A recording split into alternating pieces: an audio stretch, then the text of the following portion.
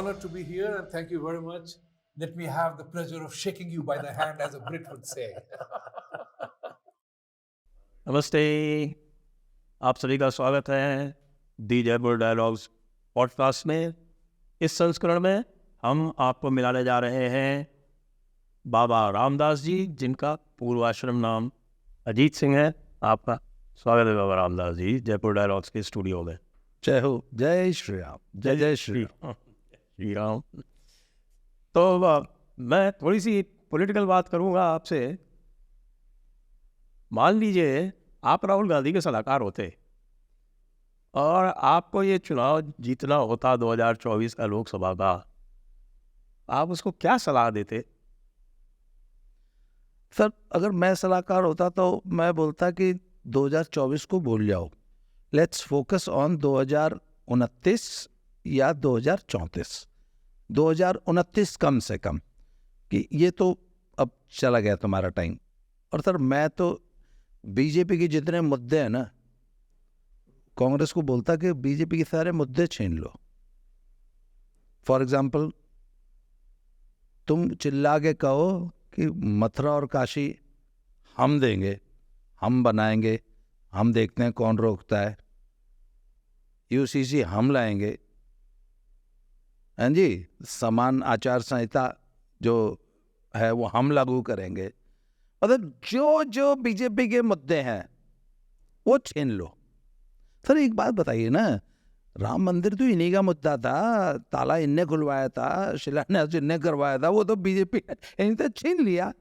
क्यों? Because they could not decide कि हमें इस रास्ते पे कितना आगे जाना है। बीजेपी ने मुद्दा छीन लिया। सर, आज कांग्रेस जो है ना 14% माइनॉरिटीज की राजनीति में उलझ के रह गई है। उसने 80% को खुला छोड़ दिया। मोदी ने वो, बीजेपी ने वो 80% मेजॉरिटी की पॉलिटिक्स करते हैं। मतलब तुम कर लो ना, तुम 14% माइनॉरिटीज के चक्कर में उलझे हुए हो, छोड़ो उनको। बीजेपी तो फिर भी मिमी आगे बात करती है। तुम असली हिंदू तुम पकड़ो। सर, मैं तो बीजेपी को आगे आगे भगा लेता अगर मुझे सचमुच राहुल गांधी सलाहकार बना देना। बीजेपी आगे आगे होगी, राहुल गांधी दौड़ाएगा इन्हें। मेरी तो थोड़ी बुद्धि होनी चाहिए कि सलाहकार कर सके। सर, वहाँ ये बात है ना कि इनमें वो कुवत ही नहीं है सर, वो ताब ही नहीं है। In fact he can not make a team. उसकी अपनी जो प्रॉब्लम है ना कि sir he can not make a team. ये टीम बनाने के लिए खुद में एक सेल्फ कॉन्फिडेंस चाहिए, खुद में डेप्थ होनी चाहिए, खुद की एक स्टडी होनी चाहिए। आप उदाहरण में आप थोड़ा सा मोदी में और राहुल गांधी में कंपैरिजन कर लीजिए कि जो मोदी की टीम होती है वो मोदी के हिसाब से चलती है और राहुल गांधी टीम के हिसाब से चलते हैं। आप देखिए, प्रशांत किशोर, मैंने चुनाव जिताया, प्रशांत किशोर आउट हो गए और आज वो कितना भी प्रयास कर ले, मोदी का रथ तो नहीं रोक पा रहे जी। तो जब तक राहुल गांधी माइनॉरिटी अपीजमेंट की पॉलिटिक्स करते रहेंगे और जब तक वो हिंदू, विराट हिंदू जनमानस को इग्नोर करेंगे, ऐसी ही दुर्दशा होगी। आज की तारीख में पॉलिटिक्स का की है तरह कि आपको मेजॉरिटी की पॉलिटिक्स करनी पड़ेगी, जो कि मोदी और अमित शाह और पूरी बीजेपी कर रही है। ये जब मोदी का आविर्भाव हुआ 2014 में, वो इस सेंटिमेंट के कारण हुआ कि मोदी की जीत के कारण ये सेंटिमेंट बना पॉलिटिक्स का? दोनों बातें हैं भाई। मोदी उस वक्त आगे आए जब यूपीए 2 अपनी अनपॉपुलरिटी के पीक पे थे, चरम पे थे। इतना ज़्यादा पॉलिटिकली बदनाम कोई राज्य, कोई देश की सरकार मुझे याद नहीं आती जितनी वो थी। ऐसे में सर मोदी ना, it was a ray of hope for the people. और हिंदू जनसंख्या जो थी वो भी बड़ी उद्वेलित थी, वो परेशान थी। और मोदी ने चूंकि गुजरात में बहुत अच्छा परफॉर्म किया था, और सर ये तो मानना पड़ेगा कि मोदी जो करते हैं, मोदी उसको बहुत अच्छा प्रदर्शित भी करते हैं। मैंने एक बहुत बड़े थिंकर की एक बुक पढ़ी थी, उन्होंने कहा था कि अगर आपके अंदर क्वालिटी है तो वो लोग कहते हैं ना कि अपने मुंह मियाँ मिट्टू बना, बोला नहीं इससे मत डरो, मत घबराओ, अगर आप में कुछ अच्छा है तो बताओ, अपने मुंह से बताओ लोगों को, नहीं ये मैंने किया है, मैं ये मेरे यूएसपी है, ये मेरे अच्छे पॉइंट्स हैं, मेरे अंदर ये है।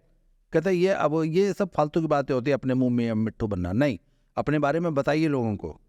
सर मोदी इसमें बहुत अच्छे, लोग कहते हैं ना मोदी बहुत अच्छे इवेंट मैनेजर हैं, नहीं, मोदी बहुत अच्छे प्लान करते हैं, उसको एग्जीक्यूट करते हैं, परफॉर्म करते हैं, उससे भी बेहतर लोगों को उस चीज के बारे में बता पाते हैं। Good communicator. Very good communicator. तो ये जो 2024 का चुनाव है, जो आपका विश्लेषण है उसके अनुसार तो 2024 का चुनाव घोषित होने के पहले ही ये इंडिया अलायंस हार चुका था। बिल्कुल सर, देखिए जो आम पब्लिक है ना, वो तो बहुत पहले से मन बना के बैठी थी कि मोदी 3.0 को होना है, आना है मोदी ने। तो ये जो 400 का नारा दे के ना सर, पूरे देश को मोदी ने ऐसा भरमाया, वो पाइड पाइपर ऑफ हैमलिन वाली स्टोरी है ना सर, वो बांसुरी बजाता हुआ, वो 400 की पीपली बजाता हुआ मोदी आगे आगे चला और पूरा देश पीछे चल पड़ा, 400 400 400 400। और सर एक बात बताऊं आपको, वो लोग कहते हैं ना कि जो आप अपने जीवन में करना चाहते हैं ना, उसको बार बार the power of positive thinking या द पॉजिटिव वर्ड्स है ना, रेपिटेशन ऑफ पॉजिटिव वर्ड्स। तो आप देख लीजिए कि जिस दिन 400 का नारा दिया था ना, तो मेरे मन में पता है क्या आया था, मैंने कहा यार ठीक है 400 आएगी नहीं, पर कम से कम अपनी टीम को मोटिवेट करने के लिए एक अच्छा सा टारगेट तो दिया, and targets are always almost unachievable, तो उसका 80% भी अचीव हो जाए तो लोग कहते हैं चलो वेरी वेल डन। पर सर वो 400 400 400 400 इतनी बार रिपीट हुआ सर, आई एम सीरियसली, मुझे लग रहा है कि 400 से ज़्यादा सीटें आ रही हैं एनडीए की, और कितनी ज़्यादा आ रही है सर, हो सकता है काफ़ी ज़्यादा भी आ जाए। 400 को तो निश्चित क्रॉस कर रहे हैं, 400 तो कितने ऊपर जाएंगे, बिकॉज वो है ना, once you break the barrier, share market भी ऐसा करता है कि बार बार जाके नीचे लौट आता है, पर जिस दिन उस बैरियर को ब्रीच करता है फिर पता नहीं कहाँ जाके रुकेगा। वही वाली बात है ना, मुझे ध्यान है 2017 चुनाव में हमने 260 प्लस प्रेडिक्ट की थी, 260 प्लस हमें आती दिख रही थी, लेकिन ये नहीं पता चल रहा था कहाँ जाके रुकी, वो 320 पे जाके रुकी, 325 पे जाके 25 पे जाके रुकी। और इसी तरह से 2019 में भी वो 353 पे जाके रुकी है एनडीए की सीटें। तो ये तो होता है। वैसे यदि थोड़ा सा, जैसे आपने विशेष तौर से उत्तर भारत में उत्तर प्रदेश, दिल्ली, हरियाणा, पंजाब को बहुत निकटता से देखा है, तो उत्तर प्रदेश में क्या लग रहा है आपको? सर आज की जो स्थिति है अभी, इस वक्त लगभग 12, हम लोग 12:45 बजे ये बात कर रहे हैं, मुझे पूर्वांचल की 13 सीटें बाकी हैं, जिसमें कल पूर्वांचल की 13 सीटों पर चुनाव होना है, मुझे लग रहा है कि it could be somewhere around 75 NDA in UP, 75 seat, जिसमें एक हमने राहुल जी को भी अपना सीट रायबरेली दे दी, और 4 समाजवादी पार्टी, मैं मान के चलता हूँ 75 के आसपास। समाजवादी पार्टी जो है वो बातें तो बहुत बड़ी बड़ी कर रही है कि साहब कि हम 79 जीत रहे हैं, हम 80 भी जीत रहे हैं। ये वही, वैसे तो मुझे याद है कि अखिलेश जी ने 2022 के चुनाव में भी ये कहा था कि हम 403 में से 400 जीत रहे हैं, तो हम लोग ये पूछते थे कि भाई ये 3 सीटें क्यों छोड़ दी। सर वैसे एक बात बताऊं, इस बार अखिलेश जी ने जो टिकट वितरण है ना, वाकई बहुत स्मार्टली किया है। मैं आपको बताऊं, उनको एक बात पता है कि भैया मुसलमान और यादव तो बंधुआ वोटर है, ये तो कहीं नहीं जाने का। बिल्कुल सर, ये मैंने, मुझे लगता है कि यादव जो है वो कई सालों पर बंधुआ नहीं रहे, इस बार भी वो हम डिस्कस करते हैं, पर वो जितना है, मान लीजिए लगभग 60-70-75% यादव जो है वो अखिलेश का बंधुआ वोटर है, कहीं नहीं जाएगा। इनको टिकट दो चाहे ना दो, चाहे जितने जूते मार लो, ये नहीं जाने के कहीं। मुसलमान भी नहीं जाने के कहीं, उन बेचारों के पास ऑप्शन नहीं है। तो इसलिए इन्होंने इन पे टिकटें वेस्ट नहीं, इसको मैं टिकटें वेस्ट करना कहता हूँ। सिर्फ परिवार की 5 टिकटें यादव जी के लोग को दी और गिनी चुनी मुसलमानों को दी। सर चार मुसलमान, 5 घर के यादव, 9। 62 में से सिर्फ इतनी। बाकी सर इन्होंने इतना स्मार्टली टिकट वितरण किया कि इनको एक चीज़ मालूम थी, जहाँ मुसलमान और यादव है वो तो तुमको मिल रहा है, तो अन्य बिरादरी, जैसे मान लीजिए अगर आपने एक कुशवाहा को टिकट दी थी तो वो 1.5 लाख कुशवाहा अपने साथ कुशवाहा वोट लेके आएगा। तो अच्छा, इनको एक पता है, इनके पास यादव और मुस्लिम के अलावा कोई टॉपअप नहीं है, टॉपअप कैंडिडेट अपना लेके आएगा। इसलिए ज़्यादा से ज़्यादा स्थानीय समीकरण देखते हुए, जहाँ निषाद है वहाँ निषादों को टिकट दो, जहाँ कुशवाहा है वहाँ कुशवाहा को टिकट दो। मतलब वैसे मूव बहुत अच्छा है, इट्स वेरी श्रूड मूव, और इसकी वजह से तो 2-1 सीटों का फायदा भी हो सकता है। पर सर ओवरऑल ना कोर वोट नहीं बचा है। अखिलेश की सबसे बड़ी प्रॉब्लम है कि अखिलेश के पास कोर वोट नहीं है। और जो बीजेपी का जो सर अम्ब्रेला है ना, जिसमें उन्होंने ओबीसीज प्लस ईबीसीज और बहुत हद तक दलितों का वोट, सर ये अच्छा, इवन इस बार तो सर जाटों में बहुत जबरदस्त टूटन हुई है और जाटों का अच्छा वोट मिला है, जाटों का पश्चिमी उत्तर प्रदेश में जो पढ़े लिखे जाट हैं। तो सर मोदी ने जो अम्ब्रेला बनाया है ना सर, उसमें इन बेचारों के पास जगह नहीं बचती, इनके पास वोट बैंक ही नहीं बचा। बड़ा आरक्षण में शगुफा चलाया था कि साहब आरक्षण जो है वो समाप्त कर दिया जाएगा, संविधान समाप्त कर दिया जाएगा। उसका कितना असर हुआ सर? रिएक्ट तो किया मोदी ने। सर देखिए, उससे पहले आरक्षण और उससे पहले भी जो जातीय जनगणना का शगुफा था ना, मैंने लिटरली बीजेपी को पैनिक करते देखा है। आपको ध्यान होगा आज से करीब 5-6 महीना पहले बाकायदा बड़े बड़े यूट्यूबर्स को इंटरव्यू देने का बाकायदा निर्देश दिया गया था, और बीजेपी के बड़े लीडर्स ने यूट्यूबर्स को इंटरव्यूज़ दिए, और जिसमें मेरे पास भी फ़ोन आया था एक कि हम आपका इंटरव्यू करना चाहते हैं। और मैंने कहा टॉपिक क्या है? बोला जो ये जातीय जनगणना और ओबीसी पॉलिटिक्स है, इस पर हम चर्चा करनी है। तो बीजेपी पैनिक। और मैं आपको बताऊं, खट्टर साहब को हटा के नायब सिंह सैनी को भी लाने का कोई प्लान नहीं था। जब जातीय जनगणना का शगुफा छेड़ा नीतीश बाबू ने, और तब बीजेपी में एक वाकई पैनिक हुआ, और उस क्रम में खट्टर साहब को हटा के नायब खट्टर साहब से पूछा गया, खट्टर साहब ने पूछा कि किसको, बोला अपना विकल्प ढूंढ लो। तो बोला हम बोले हम तो फकीर है, झोला उठा के चल देंगे, आज बोलो। बोले नहीं, पहले बंदा बताओ। बोले बताइए किसको क्या चाहिए। तो इन्होंने 4-5 नाम दिए। तो उन्होंने पहले बताओ बनाना किसको। बोला बनाना सिर्फ ओबीसी है। बोले फिर नायब सिंह सैनी। तो सर नायब सिंह सैनी को बना के, sir it was a very shrewd move. आज भी लोग समझ में, खट्टर साहब को आकर हटाया गया। Khattar was performing very well, और Khattar was extremely popular among the 35 Jat of Haryana. जाटों में तो बड़ा पॉपुलर था। सर उस पर पूरा 40 मिनट का एक पॉडकास्ट हो सकता है मेरा आपका। मेरी बड़ी जबरदस्त स्टडी है इस विषय पे। थोड़ा सा ब्रीफ में 2 मिनट बता दीजिए सर। भाई जाटों का कौन सा उन्होंने सर जाटों को उनका 1 मिनट, जाटों को कुछ नहीं चाहिए, उनको नौकरी नहीं चाहिए, उनको ठेकेदारी नहीं चाहिए, उनको कुछ नहीं चाहिए, उनको सिर्फ चौधर चाहिए। और सर खट्टर के राज में वो चौधर नहीं रहती। तो हुड्डा ने कितने जाटों को नौकरी दे दी होगी, सर चौधर दे रखी थी। और जाटों को कुछ नहीं चाहिए, बस उनकी खंडवा बांध लिया और कागज उड़ा रहे हैं। चौबाड़ में 20 लोग बैठे हैं, सब हाँ हाँ हाँ हाँ हाँ जी चौधरी साहब, हाँ जी चौधरी साहब कर रहे हैं, ये चाहिए और कुछ नहीं चाहिए। सर वो चौधर नहीं है खट्टर के राज में। ईगो हर्ट हो गई। ईगो अच्छा। तो तभी ये कहा करते थे कि ये खतरी पंजाबी ये हमारे ऊपर राज करेगा क्या। हाँ, तो सर नायब सिंह सैनी को मुख्यमंत्री बना के ना सर पूरे नॉर्थ इंडिया का ओबीसी पूरा इक्वेशन चेंज कर दिया बीजेपी ने।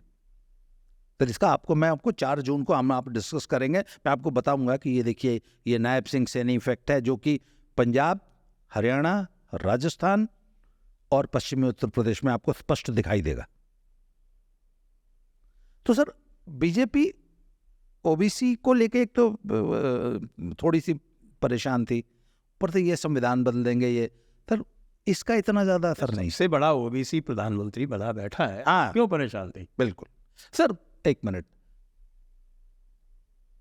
सर, ये तो मानना पड़ेगा कि ये जो इकोसिस्टम है ना कांग्रेसियों का, नैरेटिव के मामले में तो ये हमसे आगे रहते हैं ना। आप देख लीजिए, एजेंडा सेट करते हैं, एजेंडा सेट करते हैं, और सर इसमें इनके लेकिन जो बाद में पलट उल्टा उन्हीं के ऊपर पड़ जाता है। सर अब हम लोग भी मोदी एक्सपर्ट है, एजेंडे को पलट के हाँ विरोधी के ऊपर ही डाल दें। नहीं सर, इसमें हम लोग का बहुत रोल है।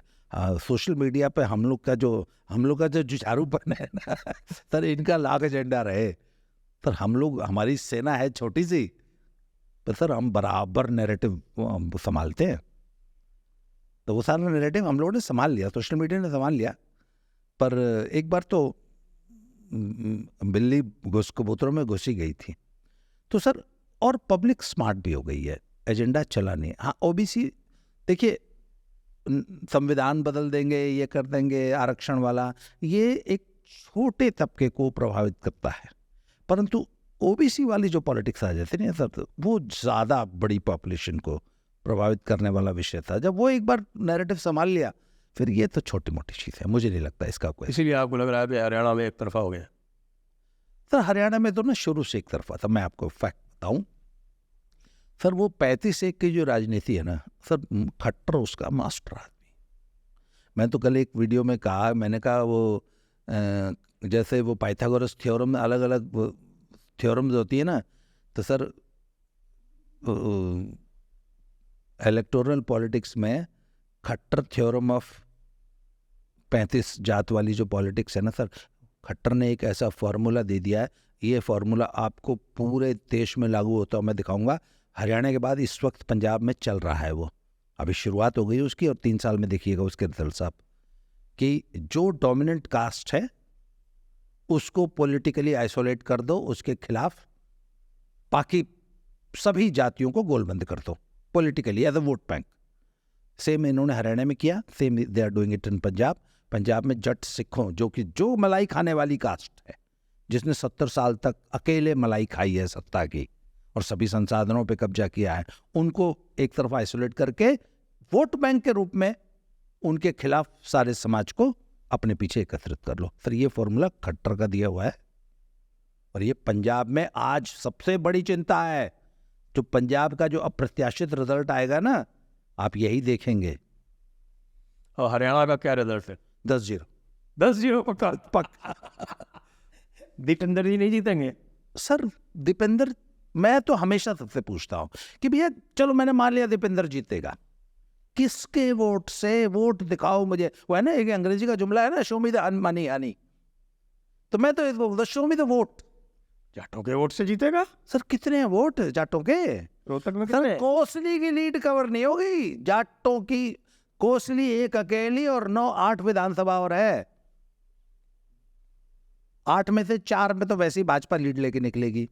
कोसली और रोहतक शहर की इतनी लीड होगी कि बाकी 7 विधानसभा कवर नहीं होंगे। हालांकि उनमें से भी, उन 7 में से भी 2 में बीजेपी लीड लेके निकलेगी, और 2-1 विधानसभा ऐसी होगी जहां ऑलमोस्ट बराबर सा मामला होगा, दीपेंद्र को 10-15 हज़ार की लीड होगी। किलोई में वापस उनकी लीड 40-45 मेंटेन हो गई है। क्यों? क्योंकि कृष्णमूर्ति हुड्डा और सतीश नांदल ने जो नुकसान किया था इनका, वो अब है चौटाला और इनेलो ने एक नाममात्र का जाट उम्मीदवार दिया, इनेलो ने दिया ही नहीं। नफे सिंह राठी के परिवार के किसी बंदे को अगर टिकट दे देते तो वो मिनिमम 60-70 हज़ार वोट काटता इनके। तो वो फायदा जो किलोई में नुकसान हो रहा था कृष्णमूर्ति हुड्डा और सतीश नंदल का, वो कवर कर दिया अब है चौटाला ने अपना समर्थन दे के। तो किलोई में है इनके 40-50 हज़ार की लीड, बाकी कहीं 5,000, कहीं 10,000, कहीं 20,000। 2-3 हल्कों में है, थोड़ी बहुत बेरी में आ जाएगी, थोड़ी बहुत बादली में आ जाएगी, थोड़ी बहुत महम में आ जाएगी, बाकी हर जगह बीजेपी लीड लेगी। कोसली में 1 लाख की लीड अब की बार, जो पिछली बार 75,000 थी। अच्छा, एक और तर्क लोग दे रहे हैं कि बोगस वोटिंग हुई है। मैंने कहा बोगस वोटिंग क्या 19 में नहीं हुई थी? जो भी जाट बहुल क्षेत्र है वो तो हमेशा से बोगस वोटिंग होती आई है। इस बार बल्कि कम हुई है, इस बार 2019 की तुलना में बोगस वोटिंग कम हुई है। इसलिए सर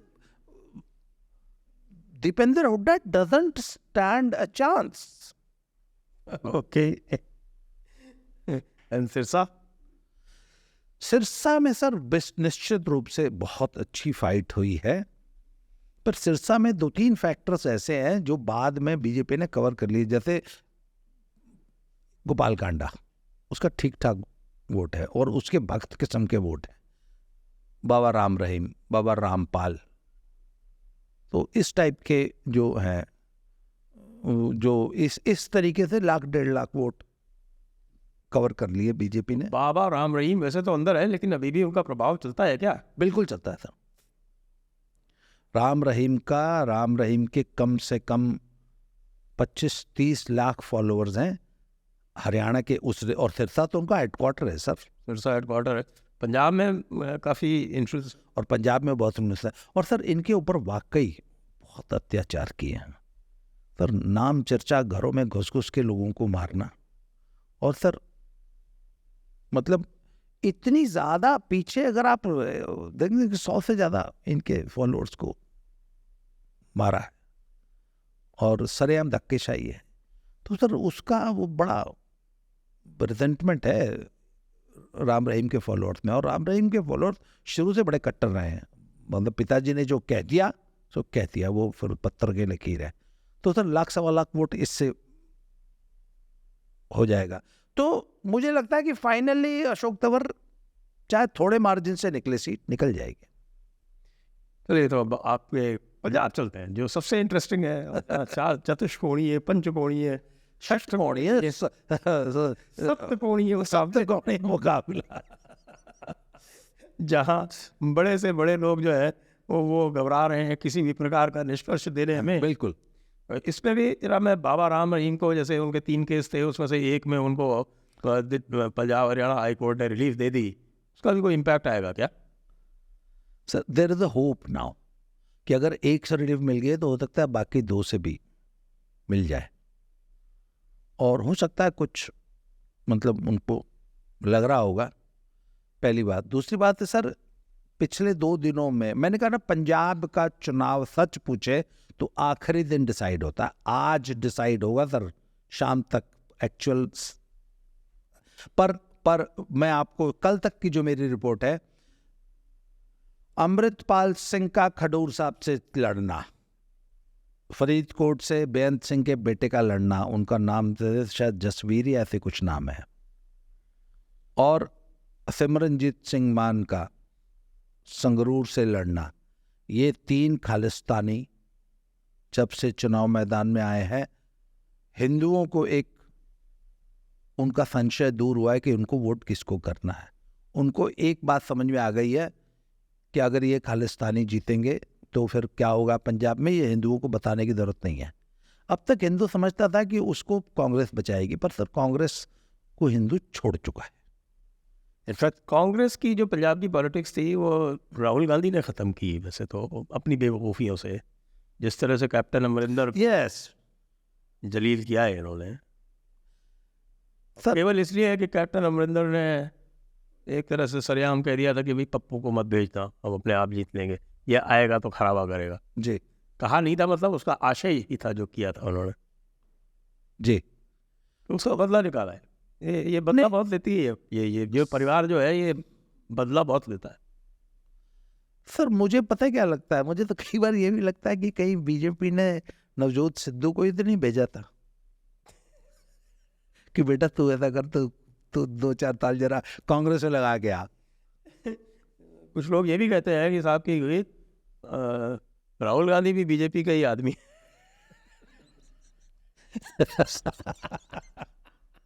तो सर अब आप ये बताइए, राहुल गांधी से अच्छा विरोधी किसको मिल सकता है? ये तो भाग्य से मिलता है। नहीं, ये इस मामले तो सर मैं कहूँ मोदी जी किस्मत इनकी बुलंद है कि मोदी जी जब बैटिंग करने आए तो उनके सामने बॉलर कौन थे? अखिलेश यादव जैसे, राहुल गांधी जैसे। सर अटल जी के सामने मुलायम सिंह, लालू यादव, शरद पवार और प्रकाश सिंह बादल अपनी पीक पे थे। ऐसे बड़े बड़े स्टॉलवर्ड्स थे और अपनी पीक पे थे राजनीति के। तो मोदी सो लकी जयललिता कि मोदी का, हाँ जयललिता, ममता बनर्जी और ये सब, आज सही मासेस के लीडर के रूप में ममता बनर्जी के अलावा आपको कौन दिखाई देता है? स्टालिन। हाँ वही तो सर, भाई जिसका नाम ही स्टालिन है, हाँ और वो मोदी को फैसिस्ट बोलता है। हाँ। तो सर बात ये ना कि मोदी इस मामले में तो किस्मत के धनी है कि इनको विपक्ष बहुत कमजोर मिला है।